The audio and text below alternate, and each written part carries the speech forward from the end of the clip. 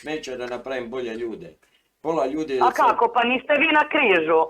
Jesam, na križu sam, ali ne vidiš A to ga. ste u mlađim danima. Ne, sada sam na križu, ali ne vidiš ga, ja ga vidim na ogledalu. Aha. Da. Nema koga nisam pomogao.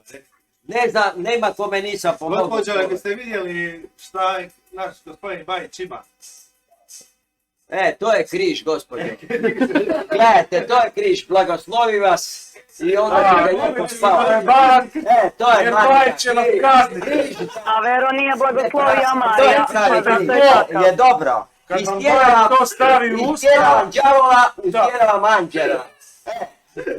Ma kako morate tako? Pa Morate govoriti u to je paklu. taka emisija, pa kod mene doživiš kosmos i odgadaš, ne ideš u ludnicu. Istrijanke su najbolje žene, nemoj me pitati, ću ti sama dati. Pa kako ne, pa ovo je ludnica. Pičku zrepel, si betežna. Nadaš što je Baca Žinović dobio zlatnu renu. Kaže u Jelici, jeli bre, kaj si betežna, pobegla mu jeli bre. A ova Lelejska Gora dobila isto zlatnu renu, rješevi u paletama. Ajde veljo čoče da napravimo bratstvo i jedinstvo, da se spojimo ovome, kaže, satri me u zemlju Crnogorsku. Jesi razumjela sad? Ne. Ma kako? Jebačina jebate Bog, on je jebi vodoskog, ona Ma ne kaže morate satri me u psovat zemlju Boga na Crnogorsku, Božić. kaže, ajde da se spojimo bratstvo i jedinstvo, da napravimo